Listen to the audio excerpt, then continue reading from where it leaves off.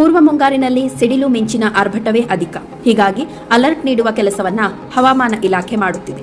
ಮೇ ತಿಂಗಳಲ್ಲಿ ಗುಡುಗು ಸಿಡಿಲು ಸಹಿತ ಮಳೆಯಾಗಲಿದೆ. 2020-23ರ ಅವಧಿಯಲ್ಲಿ ಉತ್ತರ ಕರ್ನಾಟಕದ ಜಿಲ್ಲೆಗಳಲ್ಲಿ ಅತಿ ಹೆಚ್ಚು ಸಿಡಿಲು ಪ್ರಕರಣಗಳು ವರದಿಯಾಗಿವೆ. ಏಕೆ ಉತ್ತರ ಕರ್ನಾಟಕದಲ್ಲೇ ಎಂದು ನೋಡೋದಾದ್ರೆ, ಸಿಡಿಲುಗಳು ಹೆಚ್ಚಾಗಿ ಬಯಲು ಪ್ರದೇಶದಲ್ಲಿ ಅಪ್ಪಳಿಸುತ್ತವೆ. ಉತ್ತರ ಕರ್ನಾಟಕ ಭಾಗದಲ್ಲಿ ಬಿಸಿಲಿನ ತಾಪಮಾನ ಹೆಚ್ಚಾಗಿರುವುದರಿಂದ ಕ್ಲೌಡ್ ಫಾರ್ಮೇಷನ್ ಆಗುತ್ತದೆ. ಇದನ್ನು ಕನ್ವೆಕ್ಟಿವ್ ಕ್ಲೌಡ್ಸ್ ಅಥವಾ ಸಂವಹನ ಮೋಡಗಳು ಎಂದು ಕರೆಯಲಾಗುತ್ತದೆ. ಅಂದರೆ ನೆಲದಿಂದ ಆಕಾಶಕ್ಕೆ ಶಾಖ ಮತ್ತು ತೇವಾಂಶದ ಸಂಚಲನೆಯಾಗಿ ನೆಲದ ಶಾಖ ಗಾಳಿಯ ಮೂಲಕ ಮೇಲಕ್ಕೆ ಹೋಗಿ ಮೋಡದ ತಂಪು ಗಾಳಿಯೊಂದಿಗೆ ಸಂಯೋಜನೆ ಹೊಂದುತ್ತದೆ. ಈ ಸಂದರ್ಭದಲ್ಲಿ ಆಲಿಕಲ್ಲು, ಮಳೆ, ಗುಡುಗು, ಸಿಡಿಲು ಮತ್ತು ಮಿಂಚು ಉಂಟಾಗುತ್ತದೆ. ಕನ್ವೆಕ್ಟಿವ್ ಕ್ಲೌಡ್ಸ್ನಿಂದ ತಕ್ಷಣ ಗುಡುಗು ಸಿಡಿಲು ಆರಂಭವಾಗುತ್ತವೆ.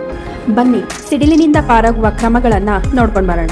ಪ್ರತಿಕೂಲ ಹವಾಮಾನ ಸಮಯದಲ್ಲಿ ಹೆಚ್ಚು ಎಚ್ಚರದಿಂದಿರಿ. ಕೃಷಿ ಸಮಯ, ಕೆಲಸ, ಜಾನುವಾರು ಮೇಯಿಸಲು ಹೋಗಬಾರದು.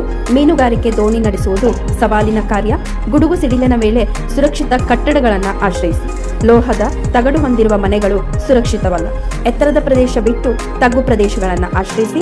ವಿದ್ಯುತ್ ಉಪಕರಣ ಸರಬರಾಜು ಮಾರ್ಗದಲ್ಲಿ ನಿಲ್ಲದಿರಿ. ದೂರವಾಣಿ ಸಂಪರ್ಕ, ಮೊಬೈಲ್ ಟವರ್ ಸ್ಥಳಗಳು ಕೂಡ ಡೇಂಜರ್. ಸಿಡಿಲು ವೇಳೆ ಗುಂಪು ಗುಂಪಾಗಿ ಇರದೆ ಅಂತರವನ್ನ ಕಾಯ್ದುಕೊಳ್ಳಿ. ಮಂಡಿಯೂರಿ ಕುಳಿತುಕೊಂಡು ಕಿವಿಗಳನ್ನ ಮುಚ್ಚಿಕೊಳ್ಳಿ. ಕಬ್ಬಿಣದ ಸರಳುಗಳು, ಛತ್ರಿ, ಮೊಬೈಲ್ ಫೋನ್ಗಳನ್ನ ಬಳಸದಿರಿ. ಪಾತ್ರೆ ತೊಳೆಯುವುದು, ಬಟ್ಟೆ ಒಗೆಯುವುದು ಕೂಡ ಡೇಂಜರ್. ಈ ರೀತಿ ಎಚ್ಚರಿಕೆ ಕ್ರಮಗಳನ್ನು ಕೈಗೊಳ್ಳಿ. ಧನ್ಯವಾದಗಳು.